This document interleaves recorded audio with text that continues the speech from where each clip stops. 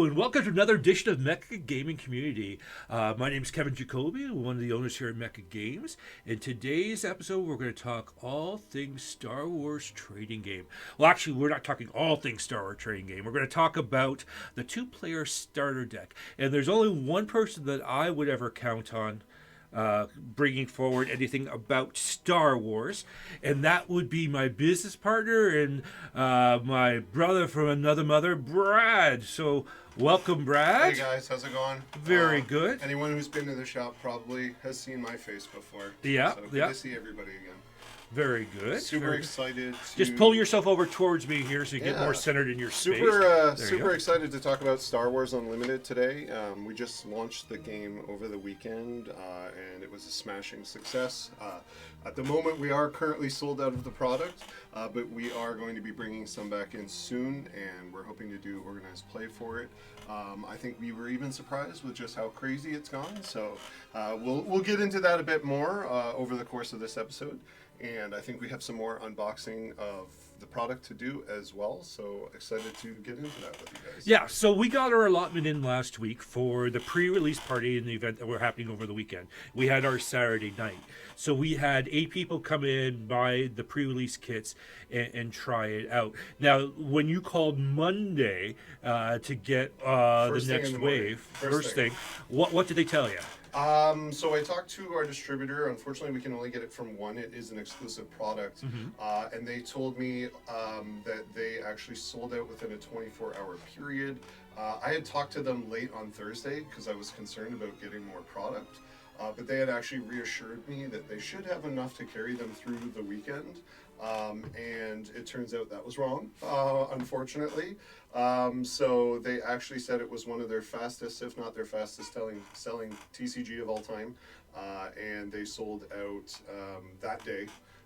So now we're just waiting on a restock, and it is Fantasy Flight, so that shouldn't be too bad, and it should be coming pretty quick. But yeah, fantastic game. We had our pre-release party on Saturday evening. I actually got to come out and play, and Kevin got to play as well. Which is kind of a rarity for us. It is. But it was absolutely fantastic. Take these off.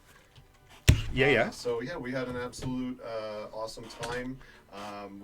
We met some new faces, and it seems like there's a lot of excitement for this game. So we're excited to do our best to support it and see where it goes from there. Now, we were at Gen Con last year, so we actually got a chance to demo the game. Actually, we're in the Gen Con video for the Star Wars game on there that they have online. So we got a chance to try it back then. And at that point, we weren't too sure how it was going to be. Yeah. I would say our first impressions of the game was it was good, but it didn't kind of blow our socks off. We were playing with, I think, beta versions of the 2 decks that actually come in this starter deck. And I think they did a lot of tweaking. They listened to a lot of the constructive feedback that they got, tweaked some of the art, and played around a bit more. And it seems like they came out with a much more kind of concise product that seems to play a bit better. Yeah, and one of the other concerns, of course, we had too was Fantasy Flight, which is a great company, but this is their third kick of the can for Star Wars. That's our thing as well. They had the Living game, they had Destiny, now we have this and that. And always the main concern is are they going to support it and keep on moving forward with the game? And how many tokens are going to be in it. And Fantasy Flight does like its tokens. That's quite true. But that was always a word. But we already received confirmation online that they already have the next 9 sets planned out. And what is the release schedule that you know of, Brad, for March? I believe we're getting at least 3 sets a year. As with anything TCG, it's one of those you kind of have to wait and see, because oftentimes they'll announce 3 sets a year, but then you'll get little splash releases or surprise add-on products. So we'll see. I think they're slated for at least 3 sets a year, which is a pretty good pace. That's totally fine.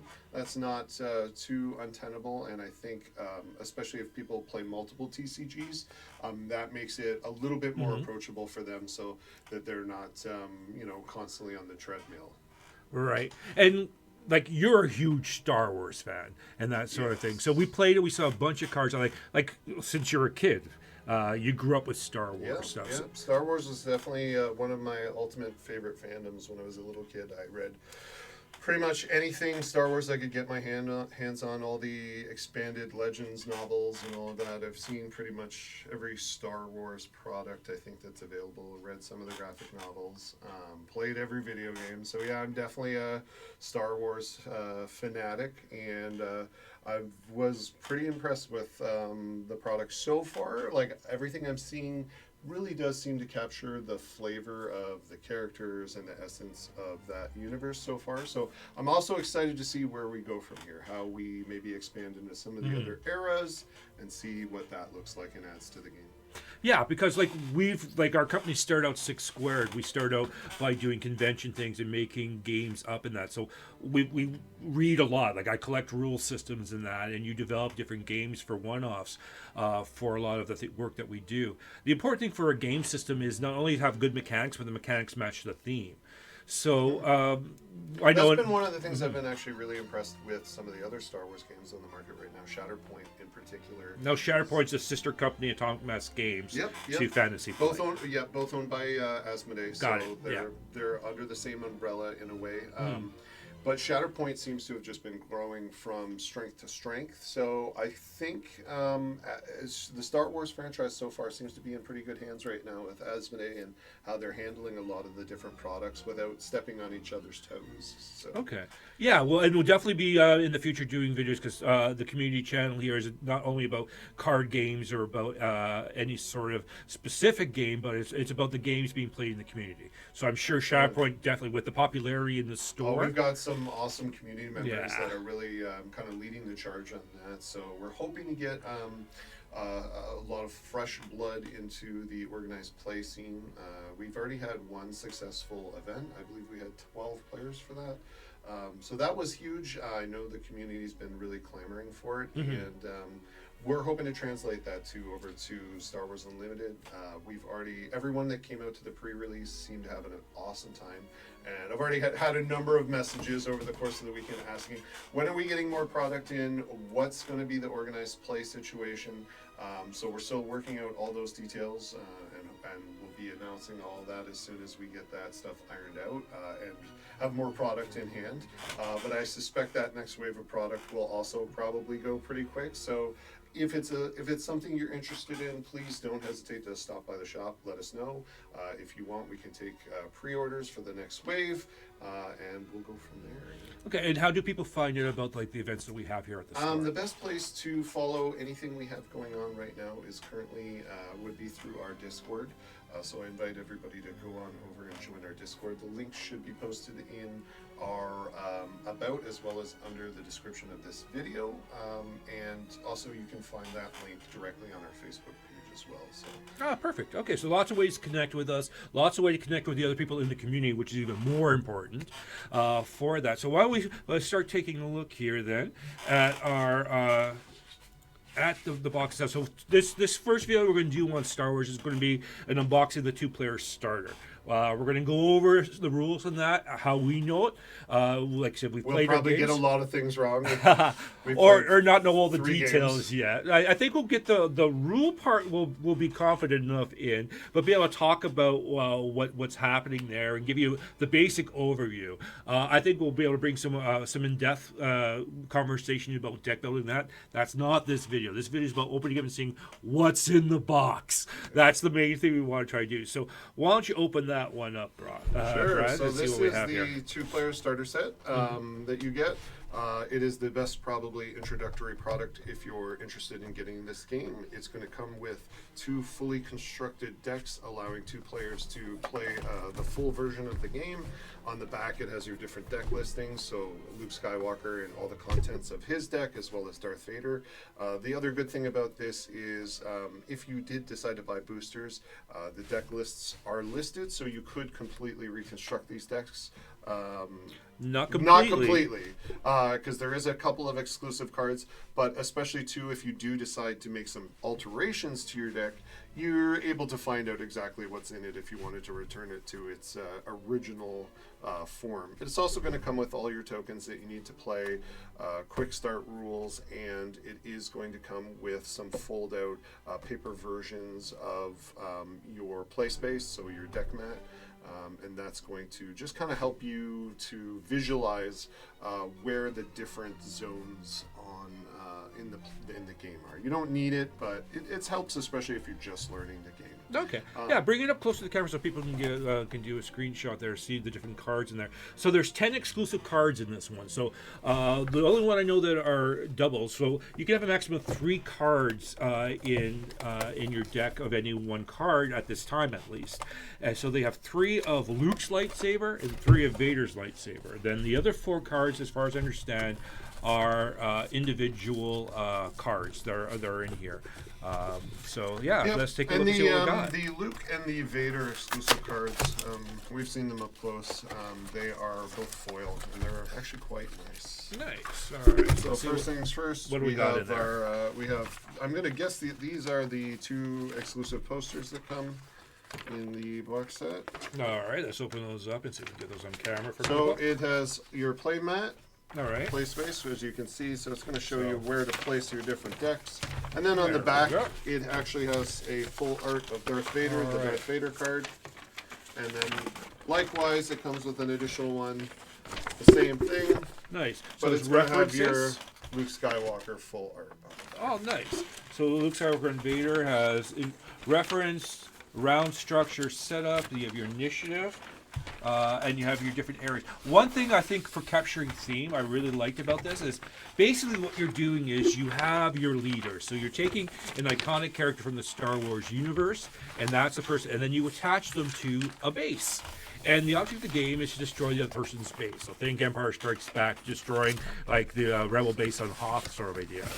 And the one thing I really enjoy theme-wise is there are 2 arenas of combat. You have your ground units and situations that are happening on one side, and you have your ship battle, which is obviously very important to the Star Wars universe for us to see what's going on. 100%. Yeah. And then obviously, it's a fantasy flight game, so you know you're getting tokens. So it gives you 2 sets, complete sets of the dual-sided tokens. So these are going to be things like tracking the initiative, which is going to be this one right here. If you've activated your once per game abilities, and then you just have your generic damage tokens for tracking damage both on your cards as well as your base. Yeah, I think that's one thing that will probably Six Squared Studios does a lot of work making tokens and bases and likes. This game, I think we're going to try to figure out some alternate solutions for They the do tokens. they do sell acrylic tokens for this game as well, but yes, we'll definitely be trying to augment that and probably offer something maybe a little bit more cost effective, because sometimes when you get these custom branded tokens, they can be a little bit higher price point. 100%. And then what are those? So these are also, they give you 2 deck boxes for each of the starter decks. Yeah. Complete to keep them safe when you're not playing the game. You have your quick start rules. Well, I shouldn't say it's just quick start. It's pretty comprehensive, but they do list it as quick start. So this is going to just explain the entirety of the game, how events work, how your different units are played, how you actually go about winning the game, Right. And basically a quick overview of all the different structure of the game. So you have all that stuff going on in here. For us, good overview within the game. Very good. All right. And honestly, it wasn't too hard. We got up and running pretty fast, all like people. And we had different levels of card players in the pre-release event on Saturday night. Yeah, it was a really good showing. I think we had quite a balance. We had people who were kind of novice TCG players, but really were just excited about something Star Wars branded, and then right up to high-level competitive Magic players. And honestly, a lot of those skills kind of do translate. But it was also a draft format, so oftentimes that comes down to just luck of the draw. So then we also have our 2 pre-constructed decks in the box as well.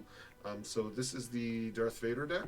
All right, let's hold Darth Vader up to the screen there so people can read that one. So there's 2 sides to a leader. So this is the starting side here, Yep. and each leader has a unique action, and then an epic action for themselves. The epic action lets them come into the battle zone, to the ground. So if you look on the first side of Darth Vader, let's go back over there.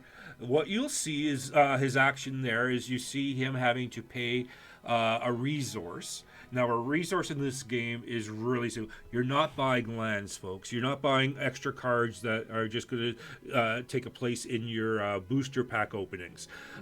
All the cards are resources. During the game, you're going to choose which card you're going to play as the card and which cards you're going to sacrifice their abilities to play as resources in the game. Which can often be challenging too, because you know that if you put a card into your resource pool, then that you're not going to have that card for later on.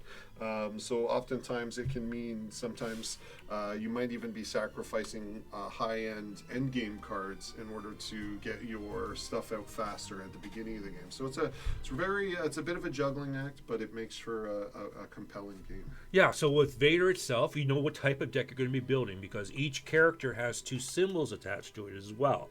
So when you're doing your deck building, you're going to be dealing with the symbols on your character as well as the symbol on your base. So it's going to give you 3 different symbols, and if cards have those symbols, you pay the costs that are on the cards themselves. If you put cards in deck that don't have those symbols or don't have enough of those symbols, it costs you 2 extra resources on top of it. So you can play anything in the game, but you want to have synergy to keep your costs down. Yep. All right, so what's the base we have here, Brad? So the base that we have here is, of course, the Death Star Command Center, because, you know, you think of Empire, you think of Vader, you think of Death Star, the first one and the second one. Specifically, these 2 decks seem to be set between the 2 movies, The Empire Strikes Back predominantly, but it's not fixed. Like, all the different cards will have different art and reference different things. But Right. So this is the base for your Vader deck, which is effectively your health pool. The overall objective of each game is to destroy the other player's base. So they're going to be putting out units into their 2 different theaters of war, which is going to be a ground battle or a space battle, and try to defend from both of those avenues the best they can your opponent's units from coming in and attacking your base. Every time they attack your base, they're going to deal their units damage profile to your base. And So the base has 30 wounds. 30 there, right? health, and when it's reduced to 0, you lose the game. And what I like about the bases too is because you're going to get a base in each of your booster packs, but you only need 1 for the entire game. This other side of the base card actually is your token. This one's different. That is the case normally. Oh, this is great When on you- this one. Normally, when you open a Yeah. pack, your bases are tokens as well. But in this starter set, it's a deck list listed on the Nice. back. That's different. So that's So even if fantastic. you lose that box, you're going to still have your deck list. So you don't have to keep the box Yep. if you don't want to. Okay. So let's see how some of the cards are. Maybe talk about how they act in the game. Then. For sure. All right. So you're gonna turn those around. Yep. Nope. That is. That is right side up. He's it's just- upside down. It is Luke hanging upside down. So that's an example of a token, then, right? No. No? Well, it is. It's an experience token. Yeah. But as you'll notice, it's also telling you what that particular condition does in the game. Yeah. So the experience token is going to give a unit +1 to its attack value and +1 to its defense value. Nice. So it looks like there's 3 of those in there. Yep. So that's going to and augment. they are going to be dual-sided as well. Yep. So on the back of this is going to be your shield token, which a shield is basically allows a unit to take 1 or more points of damage without actually having to suffer their damage, and then that shield token would be removed in place of taking. So it's damage. exhausted. So those 3 aren't in the deck. Those you don't shuffle those into the deck. Those go to the Correct. side of the table. That's then. correct. Gotcha. Now we're getting into our actual cards. Okay. And the first card we have in the deck is going to be exactly the most quintessential Imperial unit you can probably think of outside of the Stormtrooper, which is your TIE Fighter. So it's going to be a base cost 1, and it's going to attack for 2, and it has 1 defense. So this will go into your space theater of war, and it's just pretty much your generic low-cost attack card. Right. It has no special abilities. And it Nothing. has no other requirement except that you're played by a villain, Yep. which is the black, Yep, the played- black icon on that. And then we have our Stormtroopers, very similar in a lot of regards to the TIE Fighter. They're generic and very standardized. Mm-hmm. They are going to cost you 1. You need to have both the red and black requirement to play them, and they are going to attack for 3 and 1 with no special. Because if you don't have the red and black, it's going to cost you 2 extra, so it costs you 3 so you resources. Can, you can put cards outside of your natural affiliations into your deck, but you do pay a resource tax. Okay. And then we are going to have a ground hero. This is Admiral Azel. This is the first character in the deck that we're going to have that has a special ability. So on his turn, instead of doing another action, you can perform this action. You can exhaust this card, which just means you're going to tap it, like you would in a lot of other games. And then when you play an Imperial unit from your hand, and you pay its cost, it enters play ready. Each opponent may ready a unit. So this guy lets you to take units that have already activated or units that came in this turn and have effectively summoning sickness, and allows you to turn them into units that can attack. So. Okay, because we're going to get a lot of people coming in there are starting the first time they play a card game because it's Star Wars. Yeah. Tapping means... Tapping means to turn the card sideways. In this game, they call it exhausting. And it means that once you've used that unit's ability or it's come into play this turn, it will often be exhausted, which means that it's not going to get a chance to do anything else this turn. You're going to have to wait till your next turn to ready it, which means it's going to get turned back face up, and then it will be playable and you'll be able to use its abilities and attack with it. Ah, fantastic. Okay.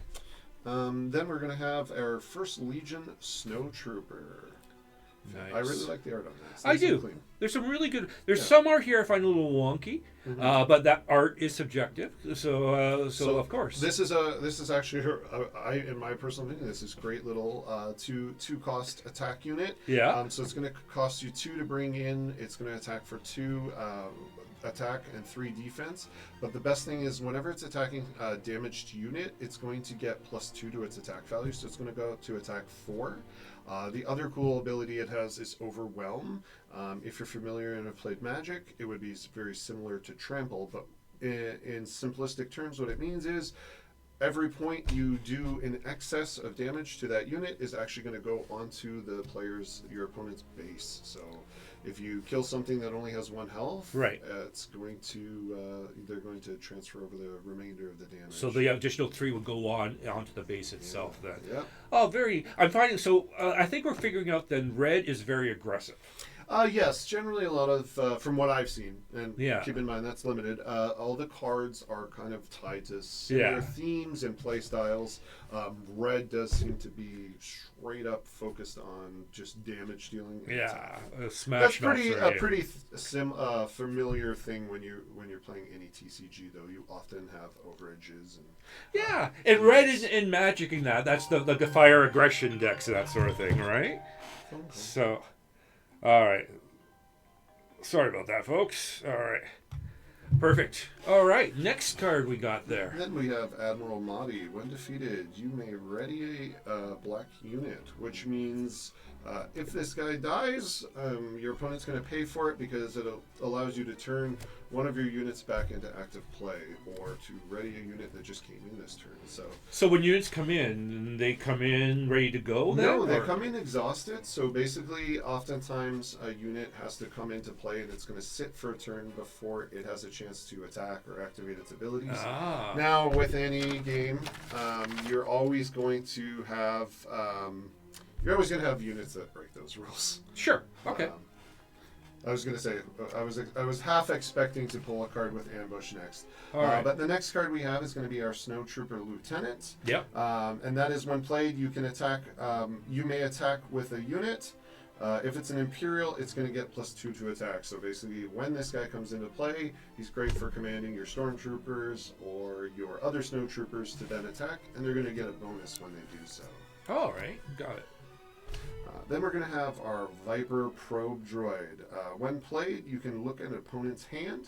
That's an amazing ability because it lets you basically get the edge on knowing what your opponent has and where they're planning to go as well. So especially if you're able to see what kind of units they might have in their hand, you'll know what you're going to have to defend against or what you might want to attack. So you might want to go all ground units if you see they only have space units. Just helps you kind of plan for the future. Always a good ability to have. Yeah. Then we have Admiral Piet. this is where the first time we're going to see that ambush mechanic I was just talking about. Okay. So when each friendly non-leader unit that has a cost of 6 or more gains ambush, which means when you play them, they can ready and attack basically immediately. So what he does is he allows your big heavy units, like your Star Destroyers, because he is a captain of the Star Destroyer, to basically come into play and immediately attack. That's crazy. It's very powerful. If you get this guy out before like a Star Destroyer type unit or a big heavy unit, it's going to be incredible. You're going to be able to punish your opponent for that. So when you're playing someone that puts that one out, you know you have to get rid of that Admiral really quick because they're gearing up for a big assault. Then. Yep. Gotcha. And he's decently tough. He doesn't have a great attack value, but at 4 health, your opponent's going to have to commit something substantial to remove him. Yeah. And then this is, in my opinion, probably the best card in this entire deck. Okay. Especially having played against it when it is coupled with the Emperor as your character. This is the Super Laser Technician. It's a 3-cost card. Attacks for 2/1. But the most beautiful thing about this is when it's defeated, it can become a resource, allowing you to basically get extra resources and kind of punish your opponent for removing your units. The other fun thing is, in conjunction with a card like I just mentioned, the Emperor, he has an ability that allows you to remove your own units to do targeted damage to your opponent. Okay. So you can basically nullify the downside of that by just turning them into resources and getting all the benefits. So Right, and that's we talked about on one of the other videos. Justice talked about ramping up, Yep. so let you go ahead. So normally each turn you're allowed to put 1 resource down. So this allows you to get higher up on that curve, then, right? Absolutely. Gotcha. Which then is in turn going to allow you to potentially play more cards than your opponent and get a good card advantage, or play bigger, more powerful units faster than your opponent can. Okay. Which is also going to be a huge advantage. Yeah. Then we're going to have our Cell Block Guard. These are great units too. 3 costs, 3 for 3. But this is for the first time we're going to see the Sentinel ability. Sentinel is also a fantastic ability. What it means is while that unit is in play, in that theater of war, your opponent has to remove these units before they attack other units or your base. Gotcha. So it's basically they're like little guard dogs that come out and protect your more high value items or your base. So just awesome cards. We have General Veers. He's really good as well, 3 for 3, but other friendly units just get +1/+1 while he's in play. So he's just an awesome buff card, especially if you have a whole grouping of stormtroopers or TIE fighters in play. They're all going to just get buffed, so he's just absolutely fantastic. Oh yeah, and those cheap resource cards like the Stormtroopers and TIE Fighters all of a sudden now become a mid-range attacker or defender. Then. Yeah, That's it great. adds up. Anytime you can give extra bonus. All right, we have Tarkin here. All right, let's get him. Grand Moff Tarkin. He's going to be a 4-cost 2 for 3. Yeah. When he's played, you can search the top 5 cards of your deck for 2 Imperial cards, reveal them, and draw them. Put the rest of the cards to the bottom of your deck in a random order. So again, a pretty decent card. He's not the best attack stats, but anytime you have the ability to go into your deck and basically fish for what you need, that's always going to be a super powerful ability, because it's going to basically allow you to manipulate your hand to always have cards that are going to be of benefit. And how many cards are in a standard deck? I believe in a standard deck it is 50 cards. Okay, yeah. But then there's different formats of the game. For instance, like the one we played on the weekend, which was drafting, which allowed you to have as few as 30 in your deck, because it's going to be right. So a standard card game of this will be 50, and then draft or some of the other formats where you have to go on the fly is 30 or above. Gotcha. Yep. Then we have our Imperial Interceptor. When played, you may deal 3 damage to a space unit. So basically, as soon as this guy comes into play, he basically gets to do 3 targeted damage to another space unit which is just great. Yeah. Almost like a classic, like lightning bolt or something from Magic. Lightning bolt. Lightning bolt. Then we have our TIE Advance. When played, you can give 2 experience tokens to another Imperial unit. We looked at those at the beginning of the game. So those are great abilities. Basically, it allows you to give other units +1/+1. Was TIE Advance, is that the type that ship that Vader used? That is Vader's TIE. Aha, Star Wars I'm trivia. sure there probably exists. I haven't looked at the entire card list, but I almost would bet my bottom dollar that there is a card that probably says Vader's TIE. Oh, Additional nice. abilities, if I was a betting man. Then we have our AT-ST. This is a great card to go with Veers because also he piloted the AT-ATs. Right. So it's going to target on his 6 resource cost. So if you had Veers in play, this would come in with Ambush, which would make it absolutely devastating because it also has Overwhelm and an attack value of 6. So it would be able to come in, probably destroy a bunch of units, and still be dealing damage to your opponent's base. Right, you open up the playing field to get right out of his base. Yeah. Nice. Then we have a Gladiator Star Destroyer, which is again going to be great with some of those other buff cards. Right. When played, give a unit Sentinel for this phase. That's awesome, as we saw. That's a great defensive ability, and that's just going to proc on this card being played. So Sunday means that to get rid of those 6 wounds before they even can touch Well, your base. as you're going to give a unit, so it doesn't even have to be this unit. For instance, if you bring your Gladiator Star Destroyer into play, Yeah. And you find your opponent has a ton of ground units, Right. And you only have 1 ground unit, you can force them to kill your ground units before moving onto your base. And then we have a Blizzard Assault AT-AT. This is a very high cost, but it's a 9 for 9, extremely potent. If you bring this in, again with Veers, going to be absolutely devastating. And that's one of the unique cards in this deck. Yes, yeah. So you do get different, that's one of the things we didn't really touch on.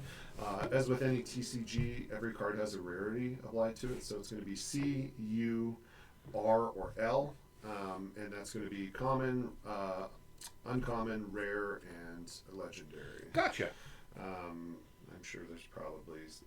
And then there's foils, but we'll Yeah, go over that when we yeah. do the box opening of the blisters. Yeah. Then we have Emperor Palpatine. He's a rare. He is also an 8-cost unit. He's going to attack 6 for 6. He does have Overwhelm again. But when he's played, you get to deal 6 damage divided as you choose among enemy units. That's incredible. Oh, that's and crazy. It's not limited to any theater of war. So apparently he can shoot lightning up into So that's space. his lightning bolt. All right, nice. Then you're going to have the Relentless, another Star Destroyer. The first event played by each opponent each round loses all abilities. So Vent is a type of card. Usually they give buffs or debuffs or stop a unit from doing something. And this one basically just turns them off.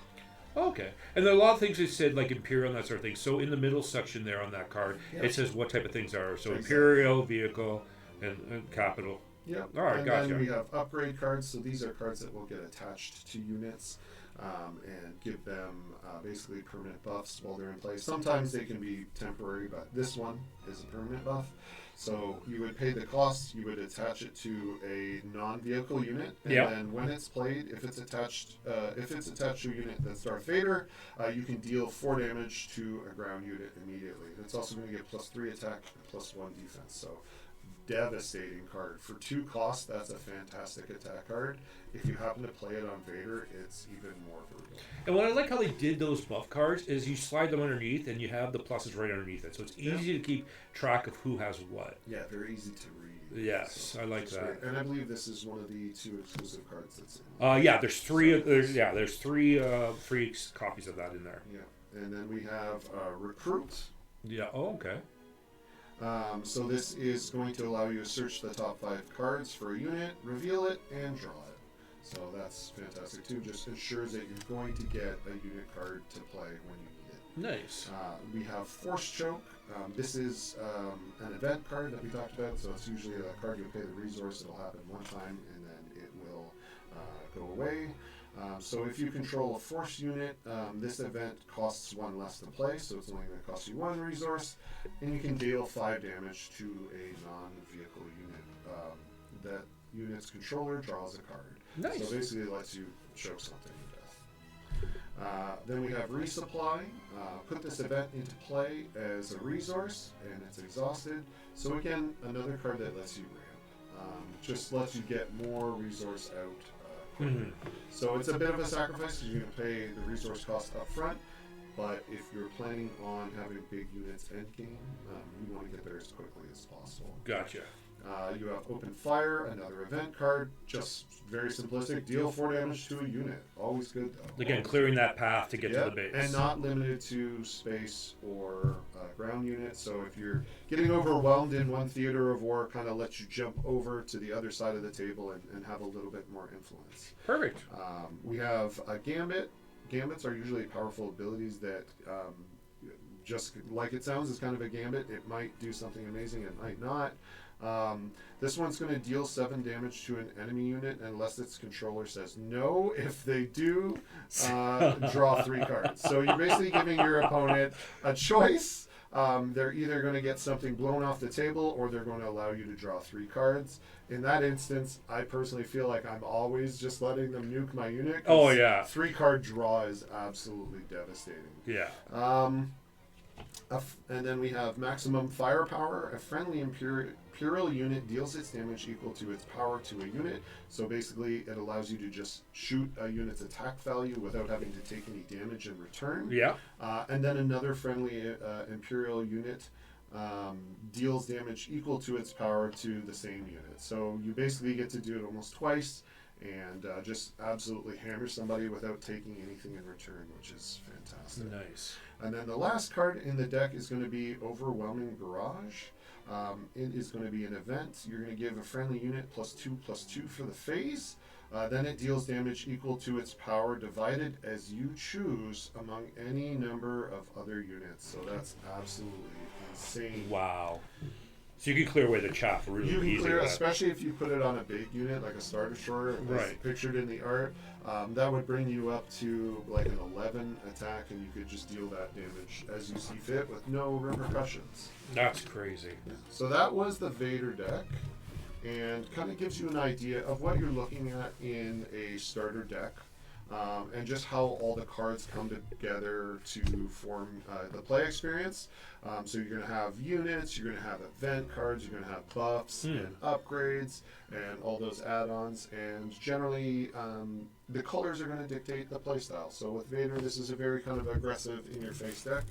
I think we'll go through the Luke deck a little bit quicker. We won't necessarily go... No, we explained a lot of the key Yeah, terms and that sort of thing for, and that was the important part. It's just get an idea. We'll do a learn to play in that down the road, but we'll go over to the game table for that. So this is our Luke card, and just like with the other one, he is your dual-sided. Yeah. So he's going to have some cool abilities. Luke likes to hand out shields. Shields are a very powerful mechanic. He's going to have the Cloud City Administers Tower as his base. And then I assume his checklist is on the back of that His one then? checklist is also on the back as well. Nice. Okay. And then we are going to have all of our tokens, just like before. Good. So we have our experience and shield. And then we get into our units. The 2-1B Surgical Droid, great unit, helps you fix your base. Right. Iconic, you got R2-D2. You had to have it with Luke. Yeah, Come on. R2 lets you fish for cards and look at find cards you need in your deck. You've got your iconic X-Wing. A better version than the TIE Fighter, but it's going to cost you more, as it makes sense. You know, Now, the character cards like R2-D2, are they unique? Like, I know we have 3 copies of it in this deck, but can you have more than one copy out at a time? That's a very excellent question. So, beside the character's name, you'll notice it might have a little star. Right. That does mean that that unit is unique. You can have multiple in your deck, Right. But you can never have more than one on the field at the same time. If you were to play a second R2, you would have to choose one of them to be defeated. So if you had an R2 that was really damaged and you wanted to bring in another R2, you could. It just means that you're going to have to make that hard choice and choose to defeat one of them. Gotcha. Okay, that makes sense. That I like that for theme. Yep. Yeah.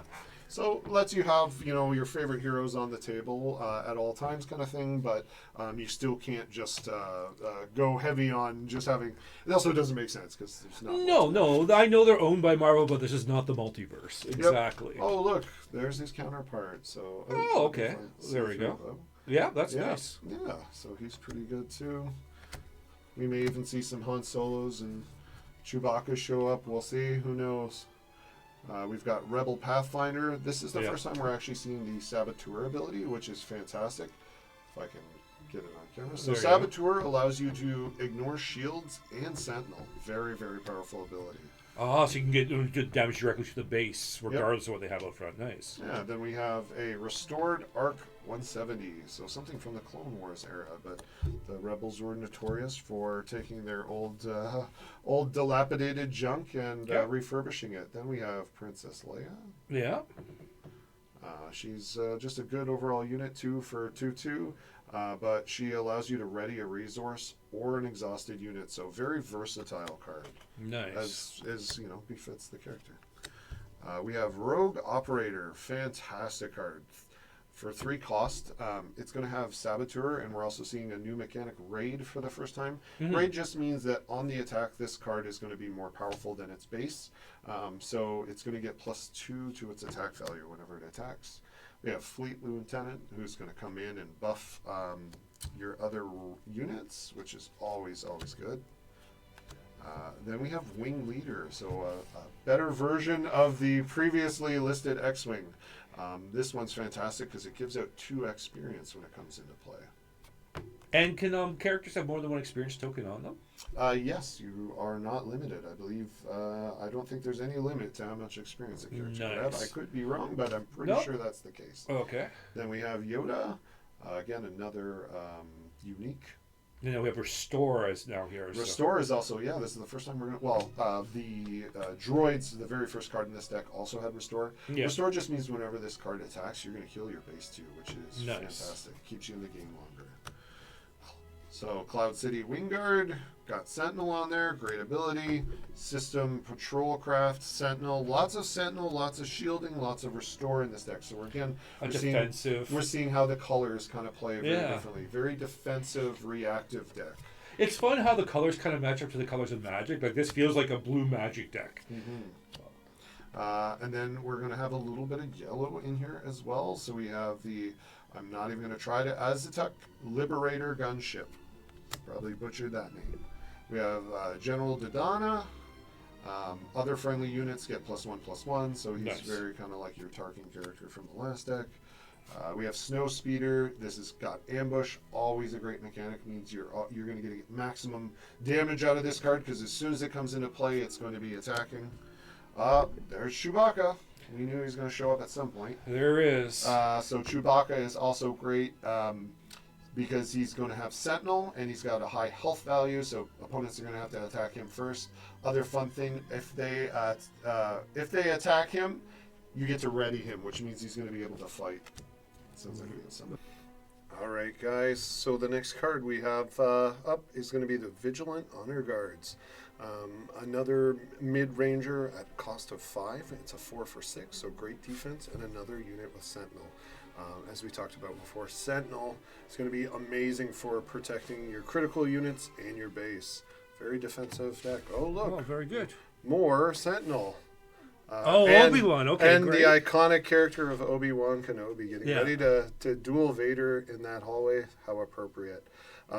The fun part about this Obi is that when he's defeated, he gets to give 2 experience tokens out to another friendly unit. And if it's a Force unit, you get to draw a card. So if you happen to have Luke on the field when Obi-Wan dies, that's going to be very good for you as he's going to give out experience and get to draw cards. Okay, bring her up in the center there. Bro. Perfect. And next we have Han Solo. So this is going to be one of your heavier hitters for this deck. You'll notice his attack and defense stats aren't as high as some of the ones in the Imperial deck, but this guy's really awesome because Han's going to have ambush, so he's going to get to attack on the turn he comes out. He also has an amazing ability that because Han shot first, he gets to actually deal his damage to the defending unit before they get to deal damage back. And if he kills them, he's not going to take any damage in return. So that's an amazing, amazing. Oh, there's not many cards too that have anything like 6 or higher. No, and having the ability to basically strike your target before they get to hit you is absolutely fantastic. That's nice. Then we go into some upgrade cards. So as we kind of explained before, these are cards that you'll attach to certain units to just give them a bit of a buff. This one's very straightforward. It's just going to make your unit more resilient. So it's going to give it 3 additional health. And then we come to Luke's lightsaber. This is the mirror to the Vader's lightsaber in the other pack. So these are some of the exclusive cards you get in the start collecting box. Right. There's 3 of these, right? That's right. Yeah, there's 3. And this is going to be an absolute fantastic card. So again, it's an upgrade. You attach it to a non-vehicle unit. You're going to give it amazing bonuses to its stats. So +3 to attack, +1 to defense. The other amazing thing is if you happen to put it on Luke Skywalker, as you should, it's going to completely heal him and give him a shield token, which is going to make him a nightmare to remove. So very, very powerful buff, especially if it goes on to Luke. And what I really like about those cards too is that you just slide it underneath and all the stats are right there. So it's a really clean mechanic. And you can stack multiple upgrades and still be able to visually, your opponent can see exactly what's going on. So you get multiple shields or multiple of the experience and everything. Oh, cool. Then the next we have Repair, simple card. Just heal 3 damage to a unit or base. Amazing. Low cost of 1. Fantastic card. Then we have Shoot First. So at 1 cost, this is basically going to give that ability that Han Solo had on his card to anyone, and it's also going to give them +1 to their attack for a turn. So this is an amazing way if you need to basically assassinate somebody's units. Great way to do it. Next card we have is Asteroid Sanctuary. It's a trick. Okay. So for 2 cost, you can exhaust an enemy unit. That is a fantastic ability. It's basically going to be able to turn off one of their units without them being able to attack with them that turn. And then we're going to have Surprise Strike.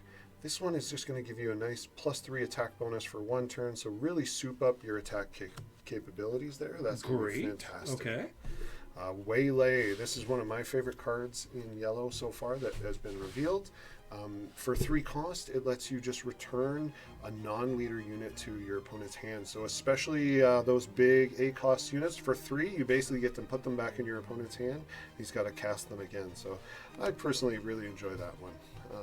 It just gives you a little bit of breathing room when you're trying to play the game.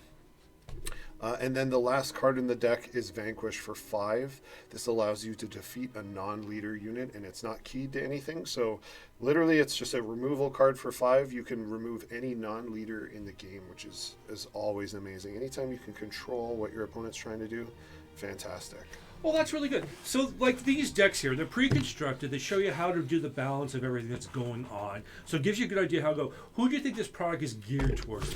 This product is awesome for people who are just looking to get into the game because the decks seem to be very well balanced against each other, whereas the Vader deck is very aggressive and kind of straightforward and just very in-your-face play. The blue deck is very control, very responsive, very defensive.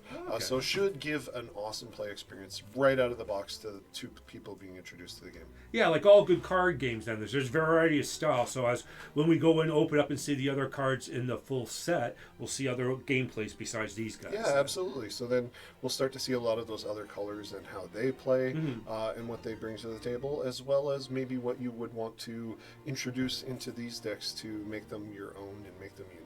So not only just it'll teach you how to play the game, give you all the starter pieces you need, but it also gives you those 10 exclusive cards as well, like the lightsabers. Absolutely, it's a very good beginner product, and at like $45 price range, very very approachable. And That's Canadian, Yeah, eh? and, We're in and, Canada. and even if you decide you don't want to add anything else, or that's where you want to leave it for the game, it gives you 2 playable distinct decks that can sit on your shelf that you can pull out and play with your friend whenever you want. And it's just a really good, well-balanced intro product that kind of captures a lot of that Star Wars flavor. So. Well, good, because like not everyone might like they like card games, but they might not like the deck building. So having this type of product that makes it more accessible for those type of people. So I hope that Fantasy Flight continues to put out additional 2 players or single player decks that people can just pick up and go. I think we're going to see a lot Yeah. more of that content. I'm super excited for this game. Hopefully you guys will like it as well and come join it and play with us. I'm excited to get it on the table some more and be making my own deck. I'm planning on making some crazy one-off decks. I'm thinking right now like a Han Solo smuggler scum and villainy style of deck. So we'll see if I can pull that off and All how right. effective it'll be. But thank you guys for joining us. Yeah, And please like, subscribe, all that fun stuff. And if you're curious to see what's going on, make sure you're following the Discord and checking out our Facebook to see what we have going on. All right, stay tuned in that. Once we get some more stuff out here, we'll get some booster box openings and some learn to play. So from Brad and I, thanks a Take lot care, for guys. joining us, and happy Mecha Day. See you soon.